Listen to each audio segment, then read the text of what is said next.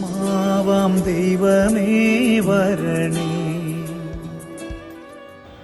പിതാവിന്റെയും പുത്രന്റെയും പരിശുദ്ധാത്മാവിന്റെയും നാമത്തിൽ ജനുവരി 31 സഭ ഇന്ന് വിശുദ്ധ ജോൺ ബോസ്കോയുടെ തിരുനാൾ ആഘോഷിക്കുകയാണ്. 1815 ജനിക്കുകയും 1888 മരിക്കുകയും ചെയ്ത വിശുദ്ധൻ. അദ്ദേഹം ചെറുപ്പം മുതലേ അനാഥമായ കുഞ്ഞുങ്ങളോടൊക്കെ ഒത്തിരിയേറെ വാത്സല്യമുള്ള ഒരു മനുഷ്യനായിരുന്നു. അദ്ദേഹത്തിന് ചെറിയ സർക്കസ് ഒക്കെ അറിയാമായിരുന്നു. ഈ സർക്കസ് ഒക്കെ കാണിച്ച കുട്ടികളെ തന്നിലേക്ക് അദ്ദേഹം ആകർഷിച്ചിരുന്നു. വൈദികനൊക്കെയായി കഴിഞ്ഞതിന് ശേഷം തെരുവിലുള്ള കുഞ്ഞുങ്ങൾക്ക് വേണ്ടി ഒത്തിരിയേറെ സ്ഥാപനങ്ങൾ അദ്ദേഹം സ്ഥാപിച്ചു.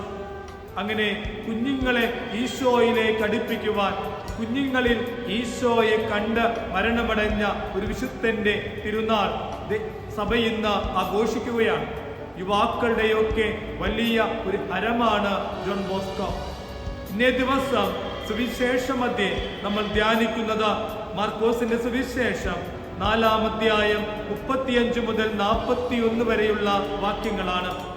മാർക്കോസിന്റെ സുവിശേഷത്തിൽ 4-ാം അധ്യായം 35 മുതൽ 5-ാം അധ്യായം 43 വരെയുള്ള സുവിശേഷ ഭാഗങ്ങളിൽ യേശുവിന് പ്രകൃതി ശക്തികളുടെ മേൽ, രോഗങ്ങളുടെ മേൽ, മരണങ്ങളുടെ മേൽ, പൈശാചിക ശക്തികളുടെ മേൽ അധികാരമുള്ളവനാണെന്നാണ് ഈ ഭാഗങ്ങൾ വിവരിക്കുന്നത്.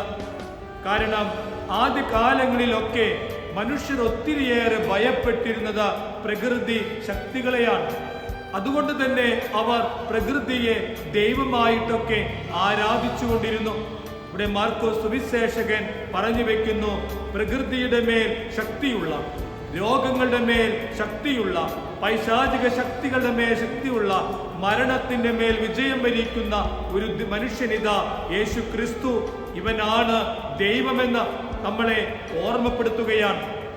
സുവിശേഷത്തിൽ നമ്മൾ ഇന്നത്തെ സുവിശേഷം 4-ാം അധ്യായം 35 മുതൽ 41 വരെയുള്ള വാക്യങ്ങളിൽ ഈശോ ആ കടലിലൂടെ കടന്നു പോകുമ്പോൾ, സംഖ്യാപുസ്തകം 34-ാം അധ്യായം 11-ാം വാക്യത്തിൽ ഈ കടലിനെ വിളിക്കുന്ന പേര് കിന്നേമത്ത് കടൽ എന്നാണ് പറയുന്നത്. ഇത് ശരിക്കും വലിയൊരു നമ്മൾ കാണുന്ന പോലെയുള്ള ഒരു കടലല്ല. ഇത് വലിയൊരു തടാകമാണ്. വലിയൊരു തടാകത്തിൽ ചില സമയങ്ങളിൽ ശക്തമായ കാറ്റുണ്ടാവുകയും കടലിന് സമാനമായ വലിയ തിരമാലകൾ ഉണ്ടാവുകയും ചെയ്യുമായിരുന്നു. അതുകൊണ്ടാണ് കടൽ എന്ന് ഇവിടെ പ്രതിപാദിക്കുന്നത്. ഈ സുവിശേഷത്തിൽ നമ്മൾ കാണുമ്പോൾ ഈശോ കാറ്റിനെ ശാസിക്കുകയാണ്. എവിടെയാണ് ഈശോ? ഈശോ ആ വഞ്ചിയിൽ തലയിണ വെച്ച് കിടന്നുറങ്ങുകയാണെന്ന് സുവിശേഷകൻ പറയുന്നു. അത്ര വളരെ വ്യക്തമായിട്ട് സുവിശേഷകൻ ഇത് എഴുതി വെക്കുമ്പോൾ, മാർക്കോസ് എഴുതി വെക്കുമ്പോൾ നമുക്കറിയാം പത്രോസ് ശ്ലീഹയുടെ ശിഷ്യനായിട്ടാണ് മാർക്കോസ് തന്റെ സുവിശേഷം എഴുതുവാനായിട്ട് ആരംഭിക്കുന്നത്. ഈശോ അന്ന് കടലിലൂടെ യാത്ര ചെയ്യുന്നത് പത്രോസിന്റെ വള്ളത്തിലായിരിക്കാം, അവന്റെ തലയിണയായിരിക്കാം ഉപയോഗിച്ചിരുന്നത്. അതുകൊണ്ടാണ് സുവിശേഷകൻ വളരെ വ്യക്തമായി പറയുന്നത് ഈശോ തലയിണ വെച്ച കിടന്ന് ഉറങ്ങുകയായിരുന്നു. അത് വല്ലാത്തൊരു പ്രതിസന്ധിയിലേക്ക് മനുഷ്യരെ കൊണ്ടുപോയി.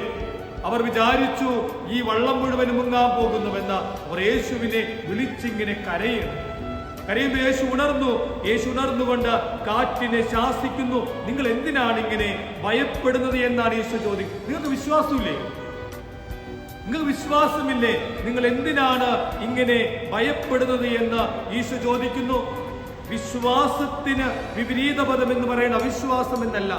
വിശ്വാസമില്ലാത്തവന്റെ ഏറ്റവും വലിയ പ്രശ്നം ഭയമാണ്. അതാണ് നമ്മളിവിടെ കാണുന്നത്. അതുകൊണ്ടാണ് യേശു ചോദിക്കുന്നത്, നിങ്ങൾക്ക് വിശ്വാസമില്ലേ? ഞാനാണ് നിങ്ങളുടെ ഈ വഞ്ചിയിൽ കിടന്നുറങ്ങുന്നവന് ഞാനിവിടെ ഉണ്ടായിട്ടും നിങ്ങൾ എന്തിനാണ് ഇങ്ങനെ പേടിക്കുന്നത്? നിങ്ങൾക്ക് എന്നിൽ വിശ്വാസമില്ലേ? വിശ്വാസമില്ലായ്മയുടെ അടയാളമാണ് ഭയമെന്ന് നമ്മൾ ഇന്ന് സുവിശേഷത്തിൽ കാണുകയാണ്. എന്തിന് നിങ്ങൾ പേടിക്കണം? കർത്താവ് ഉള്ളത് കൊണ്ട് നിങ്ങൾ പേടിക്കേണ്ട ആവശ്യമില്ല എന്ന് സുവിശേഷം പറയുന്നു. കാറ്റടിച്ചത് എന്തിനാണ്? അലറുന്ന തിരമാലകളുടെ മധ്യേ കിടന്നുറങ്ങുന്നവൻ ഉണ്ട് എന്നൊരു തിരിച്ചറിവ് നമുക്കുണ്ടാകണം. നമ്മുടെയൊക്കെ ജീവിതത്തിന്റെ അലറുന്ന പ്രശ്നങ്ങളുടെ മേൽ, നമ്മുടെയൊക്കെ ജീവിതത്തിന്റെ വലിയ പ്രതിസന്ധികളുടെ മേൽ അവിടെ ഉറങ്ങുന്ന ഒരു ക്രിസ്തുവുണ്ടെന്ന് നമ്മൾ മറക്കരുത്. നമ്മുടെയൊക്കെ ജീവിതമാകുന്ന തോണിയിൽ, നമ്മുടെയൊക്കെ കുടുംബമാകുന്ന തോണിയിൽ, നമ്മുടെയൊക്കെ കുടുംബത്തിന്റെ അമരത്ത്, നമ്മുടെയൊക്കെ വ്യക്തിപരമായ ജീവിതത്തിന്റെ അമരത്ത് നസ്രായനായ ഈശോ ഉണ്ട്. അതുകൊണ്ടാണ് യേശു ചോദിച്ചത്, നിനക്ക് വിശ്വാസമില്ലേ എന്ന്. അവനെ ഉണർത്തണം. നമ്മുടെയൊക്കെ ആധുനിക കാലഘട്ടത്തിലെ ക്രൈസ്തവന്റെയൊക്കെ ജീവിത പ്രശ്നം എന്ന് പറയുന്നത് sleeping Christ is our inner crisis എന്നാണ് പറയുന്നത്. ഉറങ്ങുന്ന ക്രിസ്തുവാണ് ഇന്നിന്റെ നസ്രാണിയുടെ ഒരു പ്രതിസന്ധി എന്ന് പറയുന്നത്. ആ ക്രിസ്തു ഉണരണം. അവനെ നമ്മൾ വിളിച്ചപേക്ഷിച്ചുകൊണ്ട് പ്രാർത്ഥിക്കണം. പ്രതിസന്ധികൾ ഉണ്ടാകുമ്പോ പേടിച്ച് ഭയന്ന് എവിടെയെങ്കിലും പോയി ഒളിക്കുകയല്ല വേണ്ടത്. അവനെ വിളിക്കണം. അവൻ അവിടെയുണ്ട്. അവനെ വിളിക്കുക. വിളിക്കുമ്പോ നീ കടന്നു പോകുന്ന എല്ലാ പ്രതിസന്ധികളെയും അവൻ ശാസിക്കും. എല്ലാ ശക്തികളുടെ മേൽ ഈശോയ്ക്ക് അധികാരമുണ്ട്. പൈശാചിക ശക്തികളുടെ മേൽ, രോഗത്തിന്റെ മേൽ, മരണത്തിന്റെ മേൽ, പ്രകൃതി ശക്തികളുടെ മേൽ ഈശോയ്ക്ക് അധികാരമുണ്ടെന്ന സുവിശേഷം നമ്മളെ ഓർമ്മപ്പെടുത്തുമ്പോ, എന്റെ സുഹൃത്തെ, നമ്മുടെ ജീവിതത്തിൽ എന്തെങ്കിലുമൊക്കെ പ്രതിസന്ധികൾ കടന്നു പോകുന്നെങ്കിൽ ആ പ്രതിസന്ധിയുടെ മേൽ അതിനെ ശാസിക്കാൻ കഴിയുന്ന ഒരുവനാണ് യേശുവെന്ന് തിരിച്ചറിഞ്ഞുകൊണ്ട് ഇന്നിന്റെ അനുഗ്രഹം ഈശോ നമുക്ക് എല്ലാവർക്കും നൽകട്ടെ. God bless you. ആമേൻ.